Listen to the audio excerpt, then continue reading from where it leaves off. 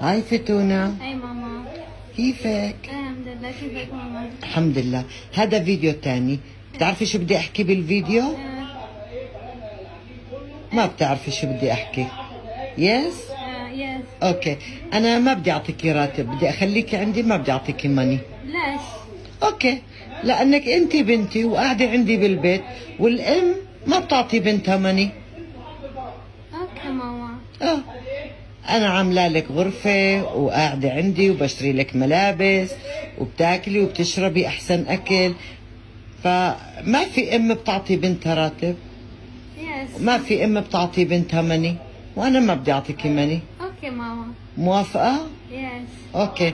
هلا فتونة بنتي اوكي ماما. وما في مني.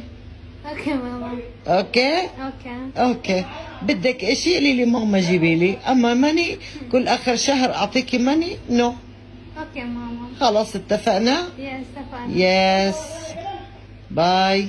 Egaa viidiyoo kanarratti rakkoo obboleettii keenya kanarra gahe baay'een keenya ni beektu. Garuu rakkoon kun furmaata argatee jira. Amma viidiyoo kana wanti fidee fi obboloota keenya baay'ee rakkoon akkanaa isinirra jiru yookaan immoo wantoonni akkanaa kun yeroo isin mudatetti maal gochuu akka qabdanidha. Namoonni sababa adda addaatiin iqaaman jalaa daawwattoota hordoftoota keenya nageenyi koo kan jaalalaa kabajaa bakkaa fi lafa jirtan sinifaa baay'atu anis obboleettiin keessan bakkaa fi lafa jirutti waaqayyoof galanaa ta'uu nagaa fayyaa kooti. Egaa obboleettiin keenya tun kan hojjettu Joordaan madaamintu waan isheen jechaa ni jirtu. warroonni afaan arabaa hin beekne jechuudha. Malee gara biyyaa akka galan akka galuu dandeessan gaafatamanii turan maqaa micayyooti. Manni ati jirtu ni sitti tolee jira, haalli isaa si tolee jira jennaan ni jette. Ati intala kootii ani immoo haadha kan keetii jetteen ishii jettiin.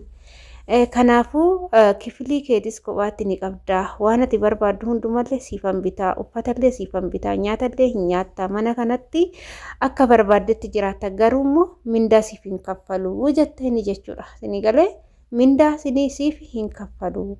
Sababiin isaa ani haadha keeti waan ta'eef haati ilmoodha mindaa waan hin kaffalleef. Bakka kanatti beekaa. Bakka kanatti dubbii cimtuun kan ka'e jechuudha.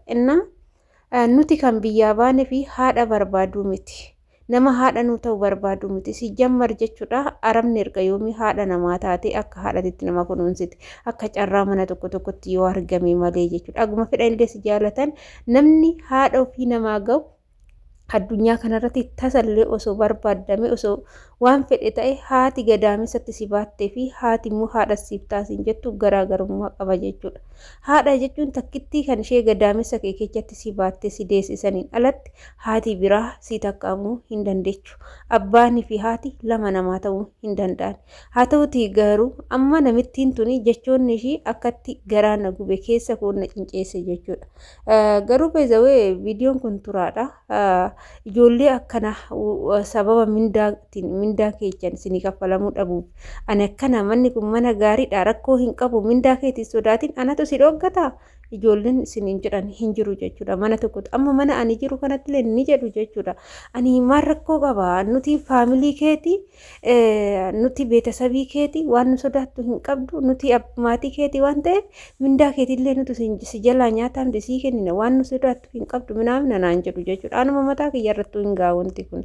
Haa ta'uti garuu wanni tokko beekuu qabna nuti jaalalli akkuma jaalalaati. Jaalala waan nuti hojii isaanii maaragaan hojjenneef waan dalagaa isaanii duddi keenya nu jalatti citee hojjenneef waan gaarii nurraa argan qulqullina isaanii waan hundumaa maaragaan waan hojjenneef akkas jechuu danda'an malee osoo dogongora takka nurratti arganii gadi baasanii akka nu gatanii kana takkallee shakkii tokkollee hin qabatinaa jechuudha. Maaliif jennaan nuti sababii hojjennuuf sababii makaraa keenya arginee hojjennuuf nu jaalatan malee namummaa keenya nu jaalanne taasallee kana jala muraatuma sararaatuma sirriitti beekaa jechuudha. Innaa wanni isiniin jechuu barbaade warroonni sababa garaagaraatiin madaamin teecha keechan mindaa isinii kennu baatte yoo diddee jechuudha adaraa keechan mindaa keechan odoo irraa hin fudhatin waggaa irraa waggaatti hin lakkoofsisina keessattuu ijoolleen amma haaraa biyya irraa dhuftan yoo mindaa keechan gaafa jiin isaa ga'e mindaa keecha isiniin kennitu yoo ta'e mindaa kiyya naa kenni ani maallaqa barbaadan dhufe maatii koo gargaaruufan biyyaa bahe maatiin koo hiyyeeyyiidha isaan gargaaruufan biyyaa bahe malee ani nyaata dhugaatii yookaan uffataa fi kifili ati naa kennitu kanaa biyyaa hin baane kifiliin isaan jedhanu bari kifili goroonnoo hoolan itti galtu kan fakkaattu barkan isaanis namaa kennan bakkuma gaariillee namaa kennanii osoo waan gaarii kan dubbatan ta'e jechuudha innaa ijoollee keenya hordoftoota kiyya adaraa keessan maallaqa keechan mindaa keechan irratti hin qoosina yookaan immoo gara biyya abbaa ofii galanii abbaa ofii maatii ofii haadha ofii gargaaru wayya jechuudha yoo maal ta'e yoo maaragaan mindaan namaan kaffalamne yoo maaragaa waan namni barbaadu yoo namaa hin kennamne biyya ormaatitti umurii ofii fixuun biyya ormaatitti yeroodhaan yerootti dabalanii taa'uun bu'aa tokkollee hin qabu jechuudha.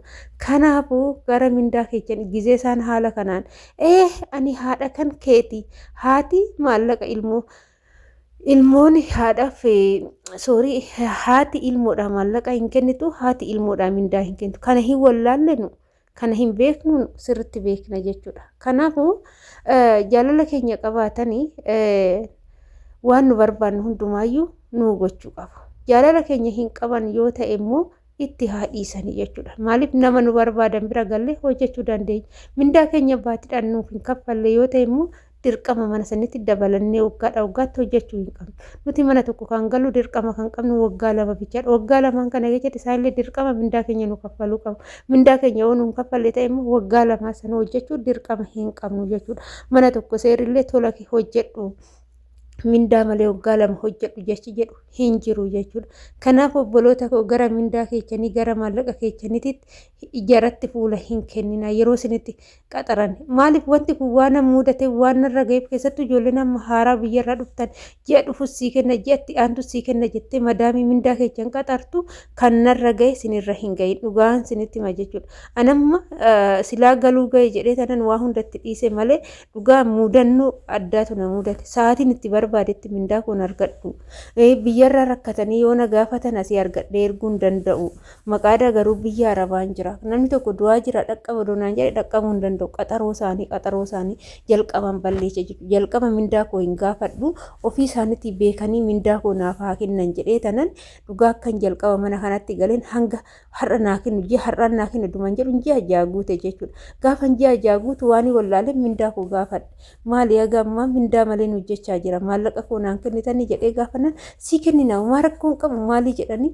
saniin booda maal godhu kan ji'a lamaa kan ji'a tokko naa kennan gimmaash irratti mindaa ji'a hedduutu na jalaa dogongorame jechuudhaan akka mataa gootiitti dhugaan siniin jedha mindaan na jalaa cabarbarame jechuudha baay'ee na jalaa cabarbarame haa ta'u jedheetuman itti dhiisee bakka kanuman argadhe kolfee fudhadhe kanaaf obboloota koo isaan irratti mindaa ji'a gimmaashaa fudhattanii ji'a gimmaashaa irratti dhiisu kuni nurratti rakkoo guddaa fida jechuudha kan sii kennan kana kanuma siin kennine kana sii kennine jedhu jechuudha jarri osoo siin kennin waraqata fidanii mindaa ji'a akkanaa sii kennine jirra farrami siniin jedhu jechuudha kana wanna akkanaa kana eeggadhaa daraa keechan mindaa keechan gaafuma sinii kennasan isinillee kophaatti waraqata keechan irratti barreeffadhaa jechuudha mindaa ji'a kana agana naa kennan yoo fakkeenyaaf amma mindaa ji'a dheeraa irraa qabaattanii kan gimmaasha isaa sinii kennan ta'e mindaa ji'a akkanaa keecha agana naa kennan jedhaati barreeffadhaati yaadannoo irratti qabadhaa jechuudha sababni isaan akkasin jalaa hin dogongoran isaan dogongoranii yoo akkana sin jedhan wanti sammuutti qabaatan dogongoramuu danda'a wanna waraqata irratti qabatan gowwaa fi waraqanni waan qabee gadi dhiisu akkuma jedhan sanii